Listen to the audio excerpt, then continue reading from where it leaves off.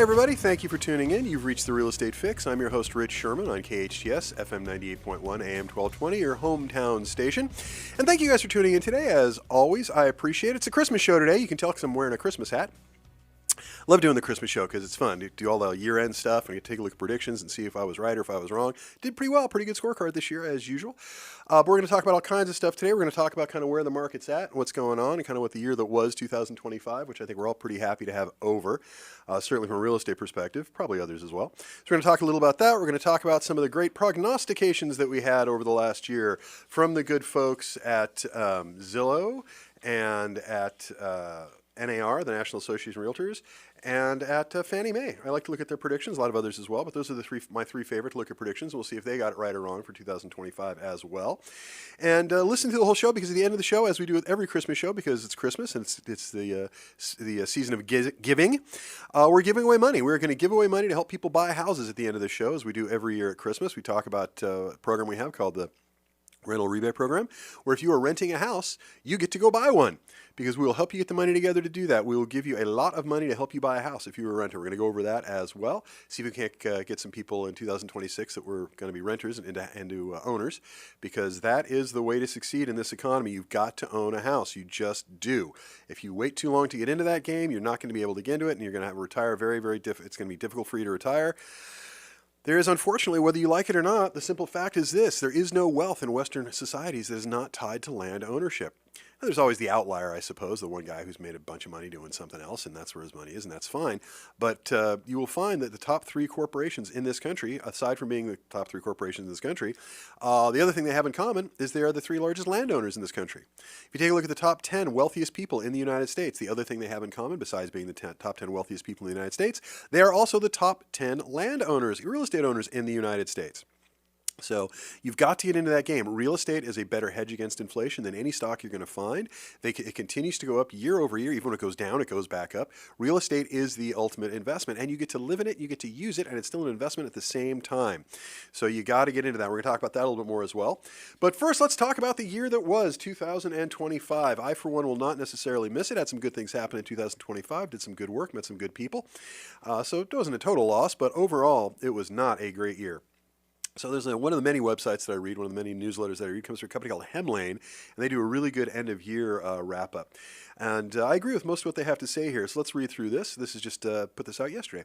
The U.S. housing market has gone from friend to foe for buyers and sellers alike, with the number of delistings and foreclosures on an upward trend. Buyers are increasingly being priced out of the market, while sellers are pulling their listings off the market in lieu of suffering price cut or worse, a stale listing. If you thought affordability woes were concentrated on home buyers alone, think again. The rent for a typical apartment is now out of reach for nearly 25% of all Americans. Think about that. A quarter of the American populace cannot afford to rent an apartment in the city in which they live. That's insane, and it's certainly even worse here on the West Coast. Our prices are higher. Despite the bleakness of the current real estate market, experts predict that the Great Reset will start taking shape in 2026. Now, if you know what the Great Reset is, I'd like you to tell me, because I don't really know. I've been looking for that, and I don't know. I think what they mean is stabilization, price stabilization. We're kind of there already, although interest rates are still too high. Anyway, predictions say that housing affordability will gradually increase, and the market will start righting itself. Don't expect any drastic changes for the immediate future, though, as these will take time. Now, the data shows that nearly 85,000 sellers took their homes off the market in September. What does that tell you? Rather than settle for lower prices or letting their listings go stale. This is a 28% increase with compared to September of last year. What they're talking about are delistings. The number of people who are putting their houses on the market, finding they can't sell them, and this is a nationwide problem, and then pulling it off the market is skyrocketing. This is the highest I think it's ever been. 28% of all 28% increase of delistings from this time last year. That is nuts. It's going to be higher in November and December as well. That's the September number. The primary reason for this is the lack of home buying demand and widespread cancellations of home purchase agreements. That's the other thing that's off the scale. The number of cancellations has been ridiculous. Owing to exorbitant home prices and economic uncertainty, many sellers have had to slash prices just to be able to sell their homes. Those who can't afford the reduction in price are opting to delist their homes and rent them out. The National Association of Realtors, NAR, found that first-time homebuyers only make up, and this is why all the delistings are going on, this is why the market is stalling, many reasons, this is the main one, found that first-time homebuyers only make up 21% of the market, and that is a record low. First-time homebuyers usually make up 30 to 40% of the market. Right now, they're making up 21%, and I would say that is an optimistic number. I say that number is closer to 15%, but we'll go with NAR if they say 21. The percentage of first-time homebuyers has been steadily declining and now has reduced by half since 2007. 2007 was 40% of the market, which is really where it should be. 30 to 40%. Now it's down to 21%, and I think that is a very optimistic number from the good people at NAR, as their numbers are often optimistic, which we'll talk about a little bit later. A recent ATTOM, which is if you want to get into real estate, you want to pay attention to real estate at all, get on their website, get on their newsletter. It's very good. Anyway, Adam Real Estate Data. They just put out a data report that shows that in November there were more than 35,651 foreclosure filings nationwide, marking the 9th consecutive month of year-over-year increases in foreclosure rates. When compared to this time last year, that number was up by 21%. Now, in our area, Southern California, foreclosure, and they're two big numbers I want you to listen to here. These are very, very important because this is telling you where the market is going. Because if the banks are doing this, they're doing it for a reason. The amount of houses going into foreclosure in Southern California right now is up about 30%, about 32% actually, from this time last year. Those are the numbers of filings. But that means a bank has filed a foreclosure. They told you in foreclosure they are starting a foreclosure file, and your house is in foreclosure, right? Those are up 32% in our area. But the big number is the amount of houses actually being foreclosed on, where they're completing the foreclosure. That number is up 40% from this time last year. 40%. That is crazy. We're seeing banks are getting much more aggressive. Those of you who know me or listen to the show know that I do a lot of foreclosure prevention for people. We do it for free, have for 3 decades now. I stand in opposition to foreclosures because there's no math that a bank is going to employ, or anyone's going to employ, that is going to tell you are better off liquidating an asset than continue to service it when something got an interest rate attached to it. If you could discontinue servicing it, you continue to make money. It's not like the asset's going to go away. You're pretty safe there. It's not like a car that someone can drive off a cliff. It's a house. If it burns down, there's insurance. Banks insist on insurance, or you can't get a loan. So it's a pretty safe investment.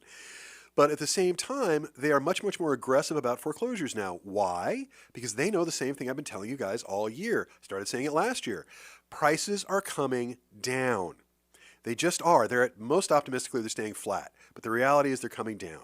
I said at the beginning of this year, I watched actually the last Christmas show just last night, I said we were going to lose about 3 to 5% overall. I was a little bit low. We've lost about 6% to 7.5%, depending on who you ask, in the Santa Clarita Valley. So we've actually lost a bit of our house's value over the past couple of months, really most acutely in the last 3 months. So prices are starting to come down, and we can certainly talk about that stuff as well. Let's talk about the difference in a year. What a difference a year makes. I want to go over this with you guys because it's kind of important. So let's talk about this. So this is for Santa Clarita, November of 2025. In November of 2024, the median sales price was $777,000. This is both for townhouses, condos, houses, duplexes, everything. So the median sales price for residential property in Santa Clarita right now, as of the Southland Regional Associates Realtors data for November of 2025, was $780,000. In that same number, in that same index in November of 2024, $777,000. So it's gone up a whopping $3,000 on average. I'm going to say that's flat. Single-family homes. We are currently, the median sales price for a single-family home in the Santa Clarita Valley is now $830,000. It was recently $900,000. Now we're down to $830,000. And last year at this time, that same number was $835,000.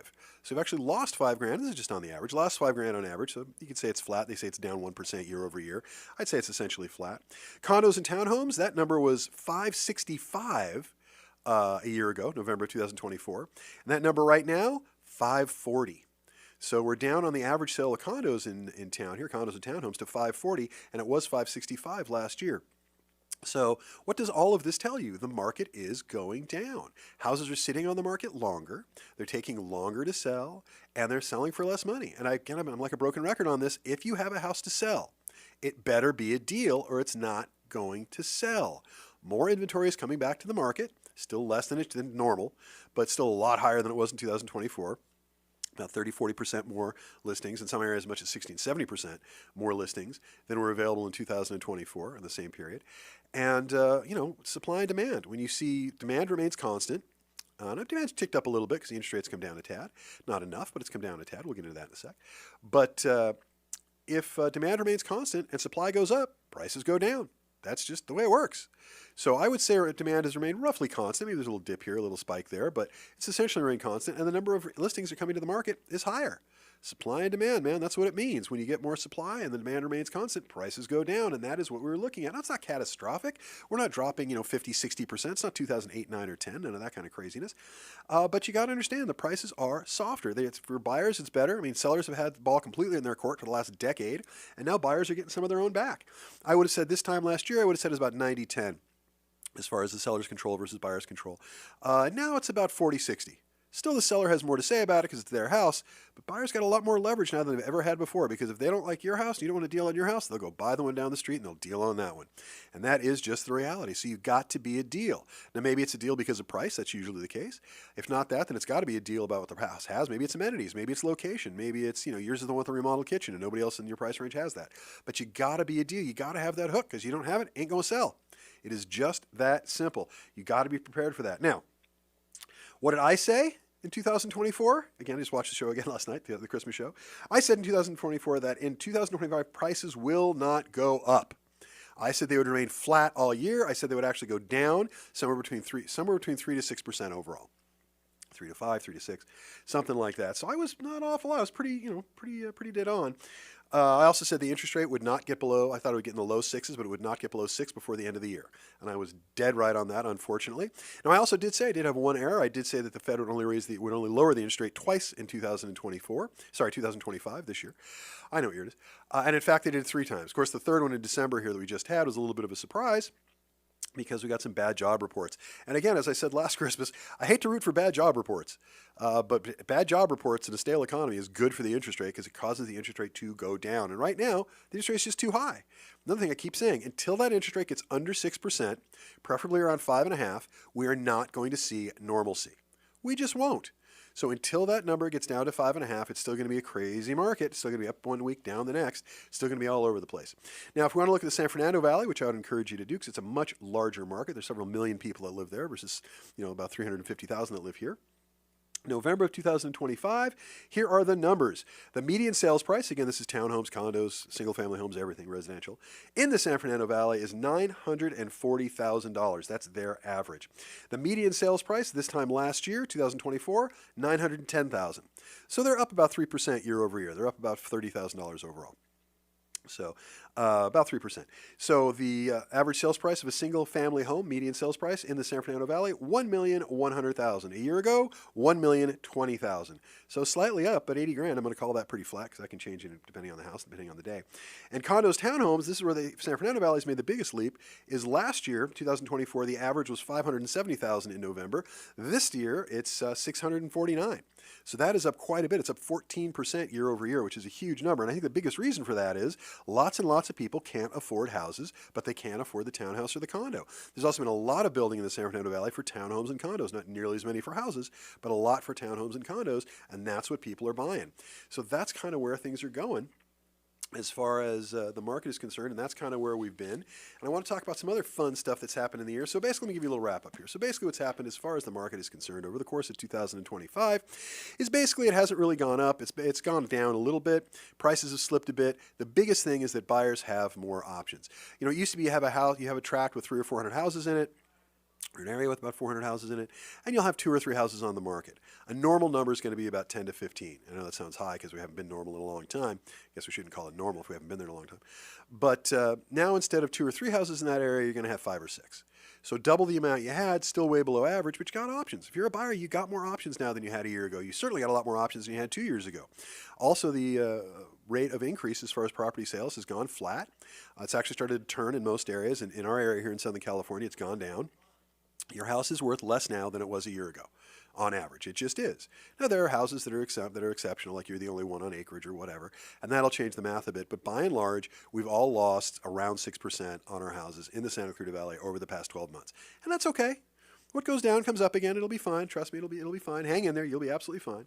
But again, if you have a house to sell, you better make it attractive. Otherwise, it is not going anywhere. Houses have been on the market longer as a result. That's just what's going on. So I tell you, I want to try to sneak this in before we go to break if we can. There are also two laws that changed quite a bit in 2025, and they are huge, and they are influencing everything. That's AB 2424, written by our own Pilar Schiavo, so thank you for that, Pilar. It's a fantastic law. It's really been very, very useful to us in preventing foreclosures. And AB 130. Now, I call them AB because that's in their assembly bills. They actually manifest in several different code sections, and you want to know which ones, you can give me a call. I'll be happy to tell you. But we refer to it as AB 2424 and AB 130. AB 2424 puts us in a position where if you have a house going into foreclosure, you can actually list that house for sale and get yourself an extra 45 days. Whereas AB 130 stops zombie mortgages and has not quite put an end to them, but has definitely dampened them. So I tell you what, I see that clock on the wall. It's time to go to break, and I want to run into advertisers' time because they support the show. And you guys, in a Christmas spirit, when you hear from your advertisers, do me a favor. Give them some business. It helps keep the show aloft. It helps keep them happy. Everybody's good, and they're out here. They're paying for a public service. Not a bad thing to return that favor. So you've been listening to the Real Estate Fix. I'm your host, Rich Szerman, on KHTS FM 98.1 AM 1220. Please stay through the break, and I'll be right back. We're going to talk more about the two huge laws that changed everything, and I'm going to tell you why.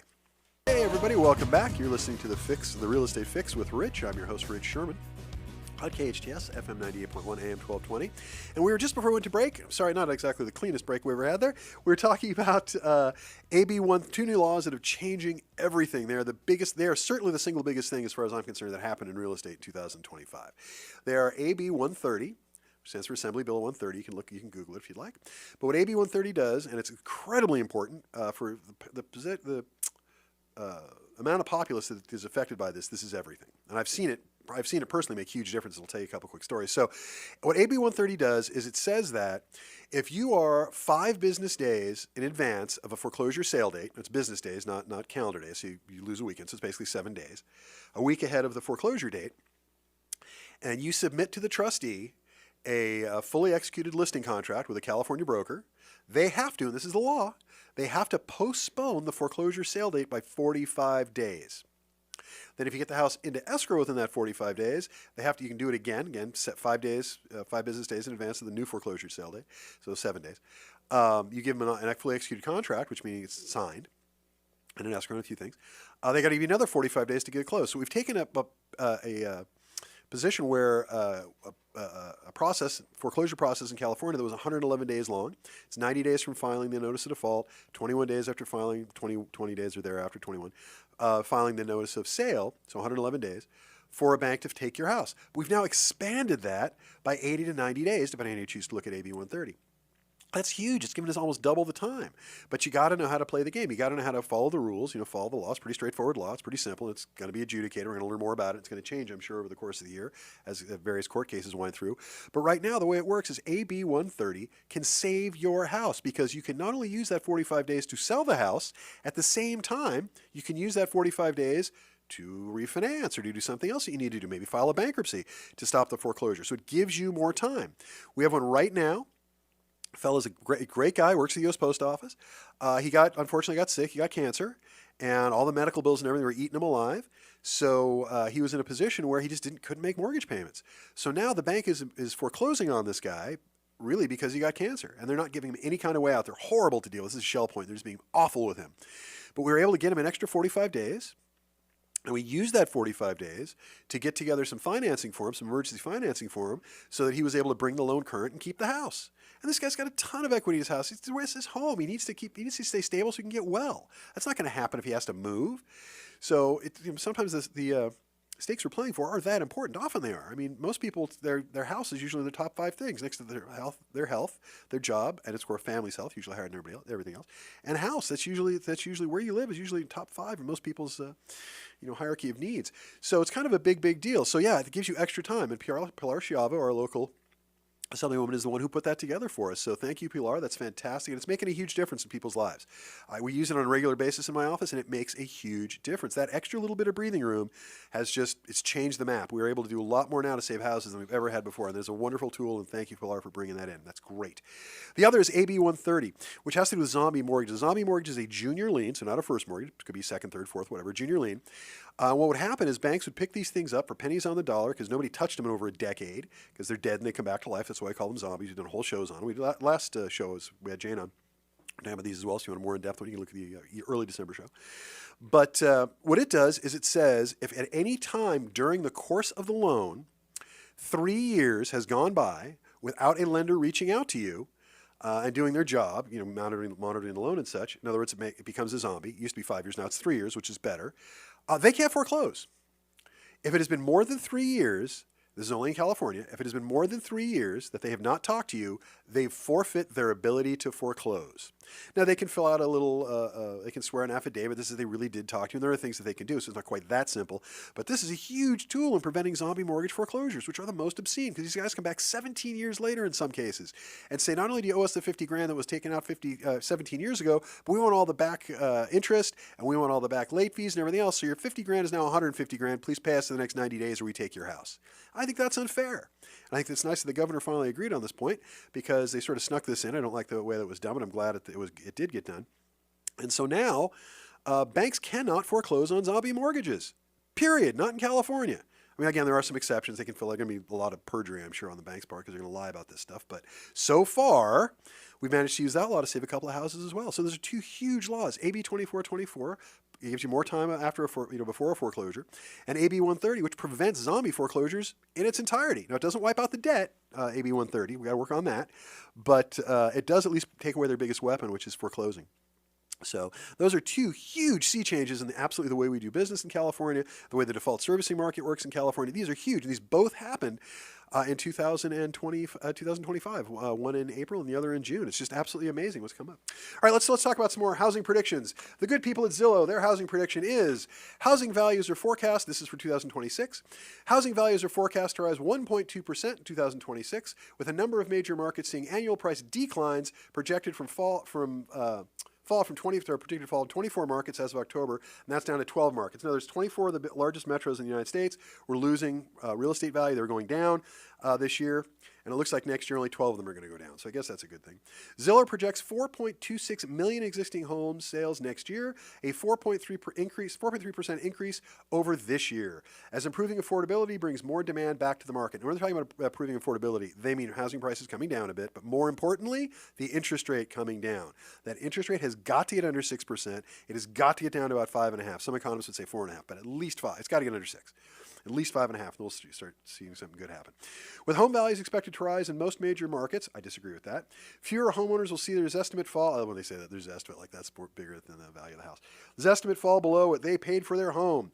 This stands in contrast to 2025, when home values have fallen in most areas. Stabilizing price means more homeowners will continue building equity rather than losing it, or at least on paper.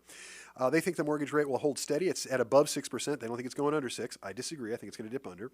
They say new construction will see its weakest year since before the pandemic. 2026 is shaping up to be the slowest year for single-family home construction starts since 2019, following a notably weak year in 2025. Besides, there's a large stock of new homes already built and others still under construction. Builders are expected to hold back on starting new projects. That's just the economic reality. We don't have enough houses here. Builders are still slowing down because they're not selling the ones they got. Now, what did Zillow say in 2024 about 2025? They said rentals will become more affordable, which they did, only slightly, and very little in our area. Wages will go up. All three of these guys are betting on wage increase to offset inflation, and they're wrong. Wage growth has not gone up, and I don't see it going up with the current administration. Wage growth has been stagnant. They said the value would go up 2.6% over the course of the year, Zillow. That's what they said 2025. And more or less they were right, not in Southern California because we really remained flat. We've actually gone down in our area. They said more inventory would hit the market, which is not saying a lot. It was the lowest in history at that point, so that's true. Things would take longer on the market to sell, absolutely true. It'll be an up and down year as far as the interest rate's concerned, but it's going to hover around 6.25. And they were dead on about that, so I got to kudos to Zillow for that one. They were right about the interest rate.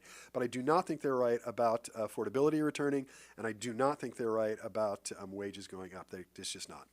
Okay, let's move on to NAR, the National Association of Realtors. This is the projection you want to read if you're having a bad day.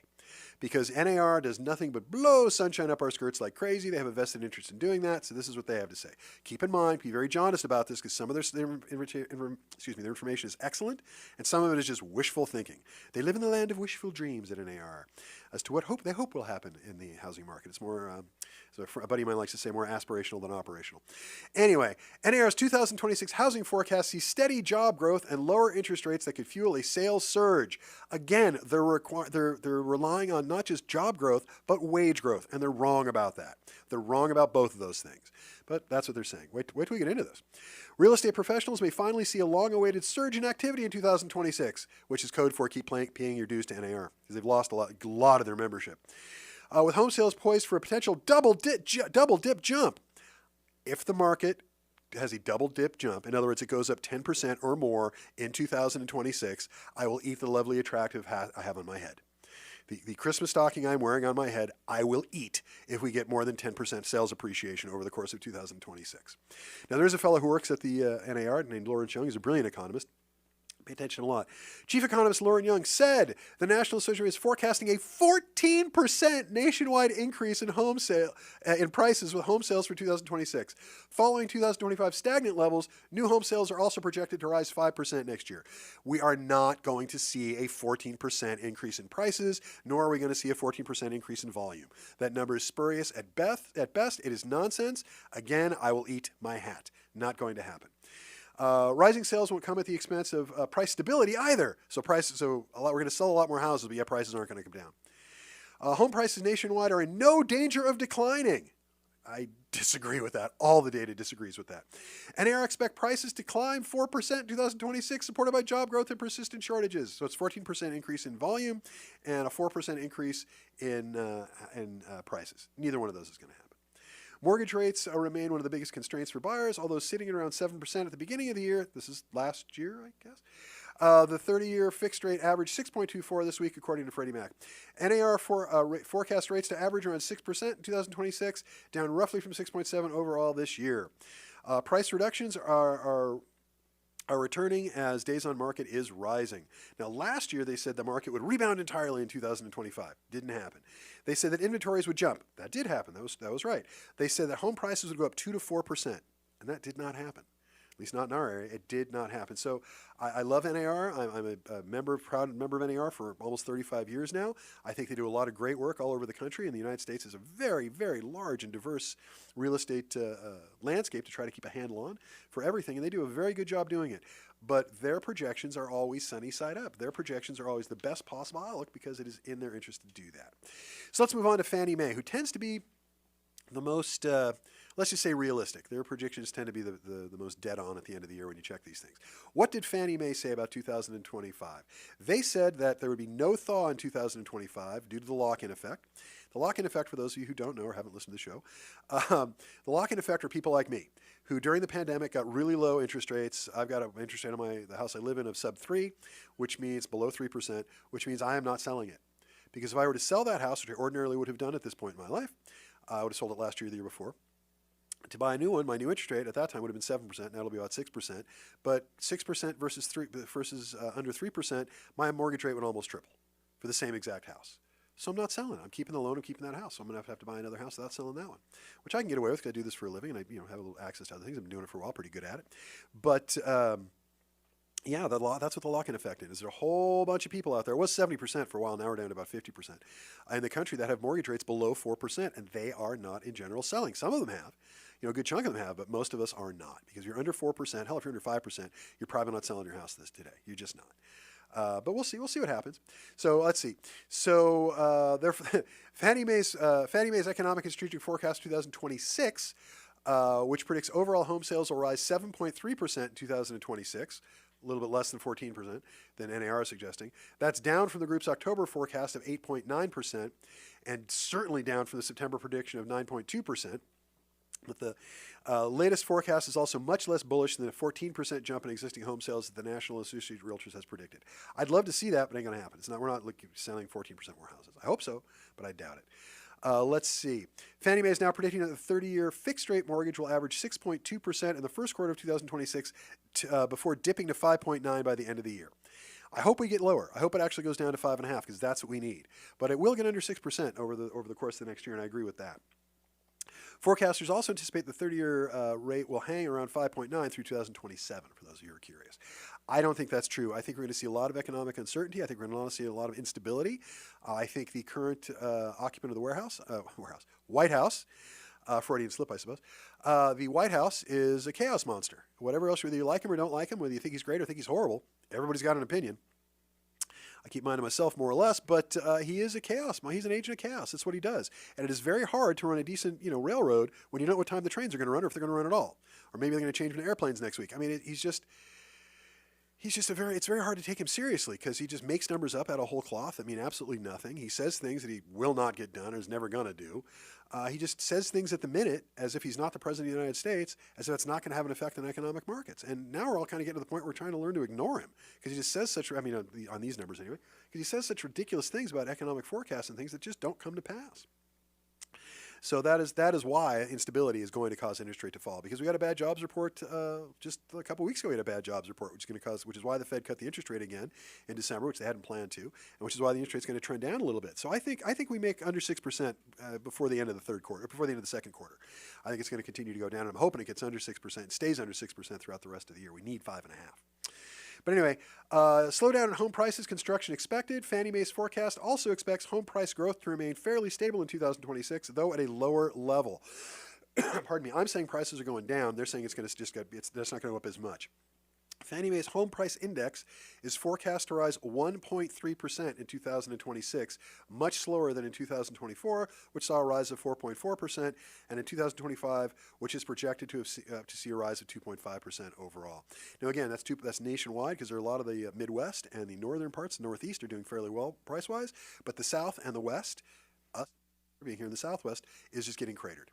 And the biggest reason for that is the first-time buyers. We do not have enough first-time buyers in the market, and that is what is killing the market.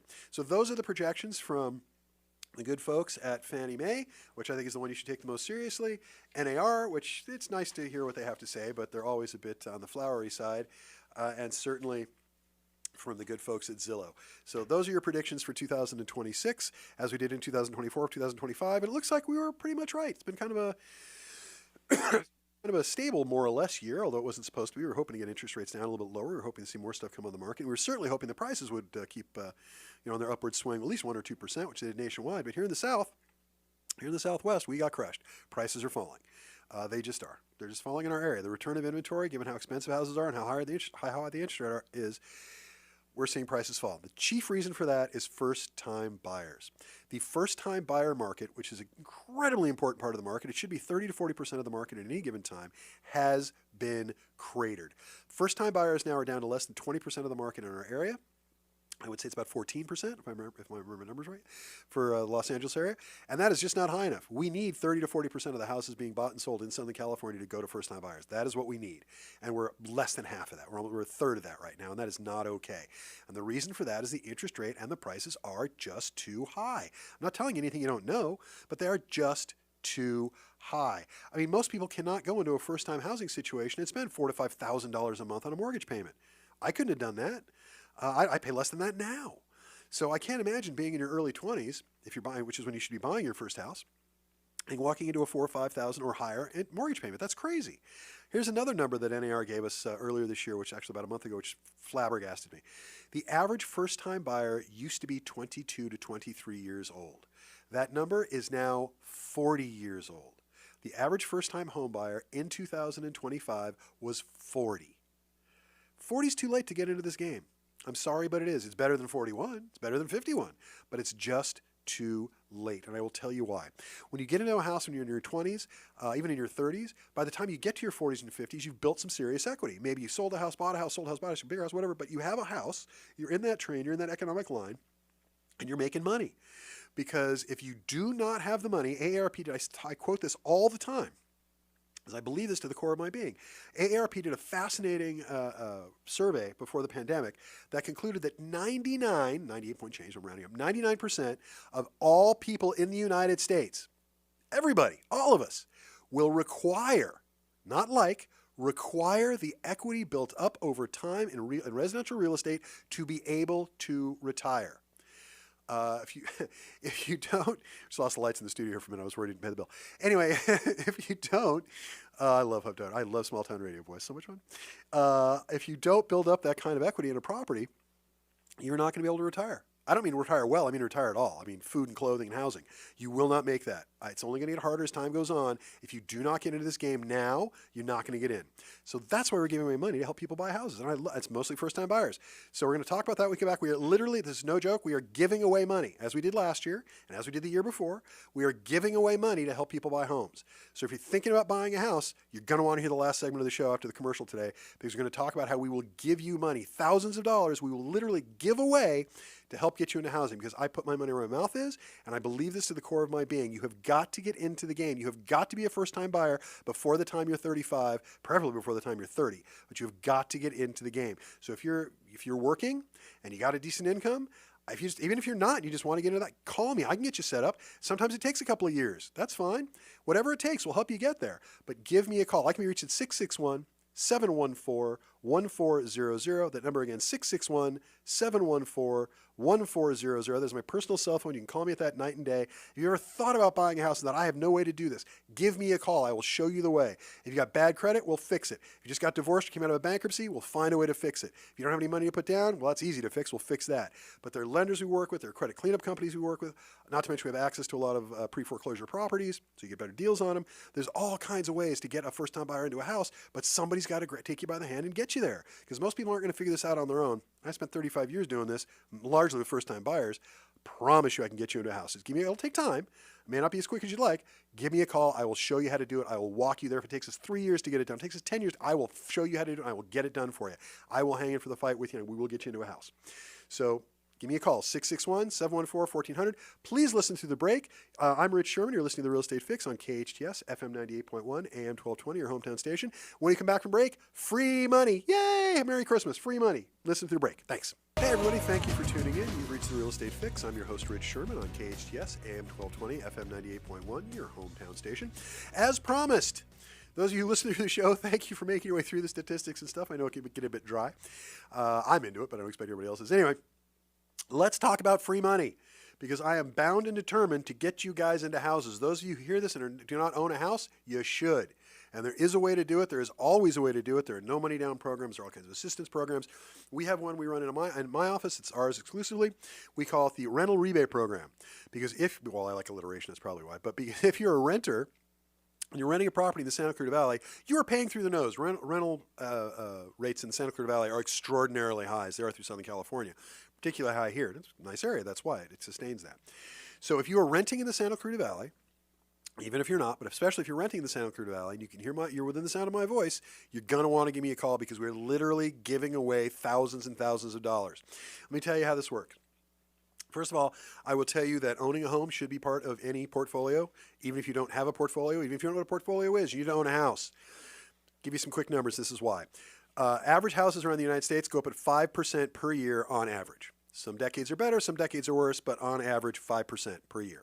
In our area in Southern California, particularly Santa Clarita, it's 8%. We average 8% a year in increase. Now, granted, the last couple of years have not been great, as we were just talking about. This year was basically flat, went down a little bit. Next year will probably be the same.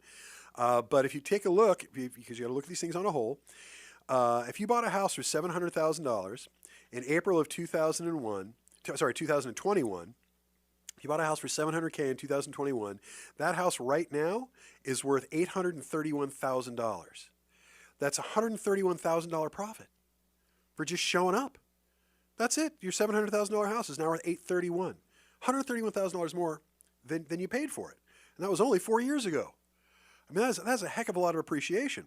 House bought in 2014, if you got into the game earlier, 2014 for $500,000. Want to hazard a guess as to what that house is worth now in the Santa Clarita Valley? Your normal 3-bedroom, 2-bath, maybe 4-bedroom, 2-bath, probably 2,500 square foot house in 2014 at $500,000. Right now, $1,079,462. Basically $1.1 million.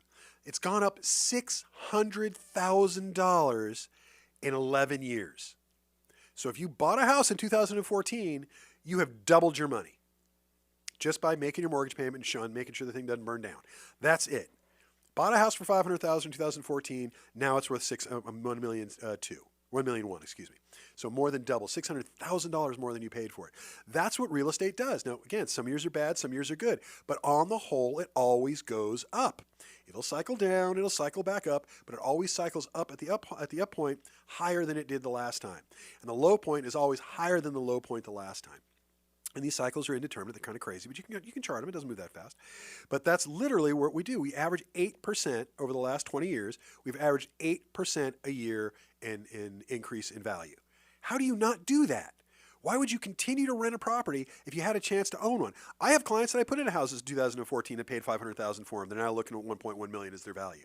I'd like everyone else who hears this to be able to do the same. That is the key to wealth. You're not going to make it most people on your job. You're not going to make it most of the time with IRAs for retirement and 401ks. You're not going to make it even unless you plan on being a lottery winner. You're probably not going to make it that way. The key to wealth in our society, without question, is real estate. Get into that first house is key. Somebody's got to open the door for you, and I'm here to do that because I believe everybody should own. Do you know this interesting statistic I've tattooed on the inside of my eyelids? I am 54 years old. I was born in 1971. 1971 was the last year in California where the percentage of renters and the percentage of home owners was roughly equal. The number of renters and versus the number of owners has gone up every single year for the last 54 years. In California, we're becoming this permanent rental society, and that is incredibly, incredibly dangerous. Economies collapse over things like that. Revolutions happen over things like that. We cannot have a situation where the average citizen in California can't buy a house. We've got to fix this. Affordability is a massive problem. It is crushing everybody, and if we don't do something about it, it's going to get us all. We all benefit or we all lose with the housing market. Even if you're not in the housing market, if you don't own a house, you still benefit or lose the economy. The housing market and all of its affiliate services that come from it, 33% of the country's GDP. A full third of the country's GDP is tied to real estate. That's how important it is. You've got to get into the game. So let's talk about the rental rebate program specifically. It is free money. I wasn't kidding when I said that. We will literally give you money to buy a house. In 2024, we targeted 10 to 15 people we wanted to do this with. Unfortunately, we only did 8. So that means we still have a lot of money left to play with. So we have money to give away. We can give you 10% of the rent you have already paid for the last 2 years. Can't go more than 2 years. And it maxes out at 1% of the purchase price of a property. So if you're buying a $700,000 house, $800,000 house these days, that's $7 to $8,000 we can just give you. Let me give you some numbers. If you're renting at $2,000 per month, which would be super low for our area, that means you're spending $24,000 a year on rent. Over 2 years, that's $48,000 you've given your landlord. That's $4,800 we can give you to go buy a house. 10% of that, $4,800. If you're spending $4,000 a month, $48,000 a year, $96,000 in 24 months. I hope your landlord's sending you a Christmas card. $96,000 over 2 years that you've given your landlord. We can give you $9,600 to help you go buy a house. Think this through. If you're paying $4,000 a month, in 2 years you're going to shell out $96,000. You get no tax write-off. You get no benefit from that. You don't get to share in the equity. You just get to use the house. That's it. It's not a good way to make money. I'm a landlord. I have tenants. They know they should buy houses. Talk to them about it as well. So we can give you money to do it. We can give you almost $10,000 in this case. If you're paying $5,000 a month, oh my God, $5,000 a month, you're spending $60,000 a year in rent. $60,000. And that's the average rent right now in Santa Cruz is $4,500 a month. So there are plenty of people paying more than $5,000. Means $60,000 a year, $120,000 over 24 months. Over 2 years, you're going to give up $120,000 and get nothing back in return. We can give you $12,000. If you're spending $5,000 a month, we can give you $12,000 to go buy a house. That's going to make it easier. Not to mention their FHA has gone up higher now, so you can do it with 3.5% down. You've got options. So if you are at all interested, and you should be, in owning a house, give me a call. I can make this happen for you. I don't care what your situation. I don't care if you're in the middle of a bankruptcy right now. Give me a call. I will walk you through how you do it. It might take a year. It might take 2 years. It might take 5 minutes. I don't know until we get into it. We know how to do this. We know how to set you up. We know how to get you through it. We know how to get you into a house. So if you're at all interested in buying a house, you're going to want to call me. My phone number is 661-714-1400. We literally did not give away as much money as we hoped we would last year. We actually have extra money in the budget to give away this year. Can you believe that? We have extra money to give away to get people into houses. So please give me a call, 661-714-1400. That's my time. Merry Christmas to everybody. Merry Christmas, Jane and Catherine and Mom. I love you guys, all of our friends as well. Hope you guys have a great 2026. I'll be back in January. Looking forward to hearing from you guys and talking to you guys. Please, please, please be good humans. I'm your host, Rich Szerman. You've listened to The Real Estate Fix on KHTS, FM 98.1, AM 1220. Merry Christmas and be good humans. I'm out.